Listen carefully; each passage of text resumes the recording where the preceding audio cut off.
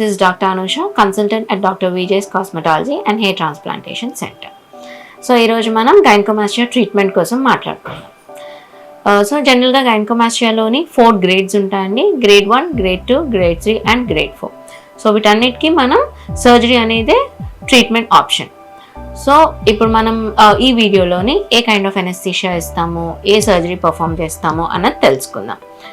So grade 1 and grade 2 ఇందులో ఏంటంటే gland కొంచెం చిన్నగానే ఉంటుంది కాబట్టి it is done under local ఎనెస్థీషియాలో చేసుకోవచ్చు.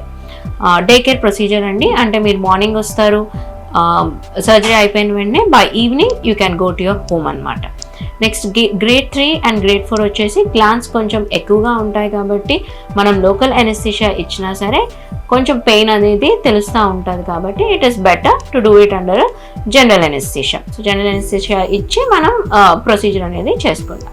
So what is the procedure? ఏం ప్రొసీజర్ చేసుకుంటాము అంటే గైనకోమాస్టియాకి లైపోసెక్షన్ ప్లస్ గ్లాండ్ ఎక్స్ట్రాక్షన్.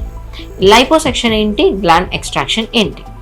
జనరల్గా మనకి ఈ బ్రెస్ట్ టిష్యూలో ఏముంటుంది అంటే గ్లాండ్తో పాటు మనకి చుట్టూ ఫ్యాట్ అనేది కూడా ఉంటుంది.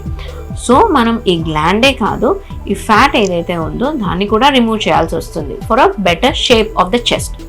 సో ఈ ఫ్యాట్ని మనం లైపోసెక్షన్ ద్వారా రిమూవ్ చేస్తాము అండ్ ఈ గ్లాండ్ అనేది గ్లాండ్ ఎక్స్ట్రాక్షన్ అనేది చేస్తాం. Next incision ఎక్కడిస్తాము?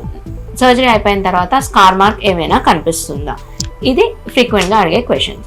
సో లైపోసెక్షన్ అనేది చేయడానికి జస్ట్ ఒక చిన్న 1 సెంటీమీటర్ ఇన్సిషన్ ఇచ్చి మనం ఫ్యాట్ ఏదైతే ఉందో అది రిమూవ్ చేసేస్తామండి.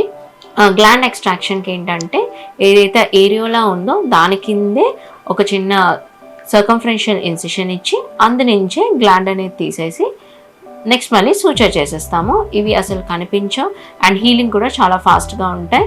సూచర్ చేసినట్టు కూడా అసలు తెలియదు. Thank you and do share this information.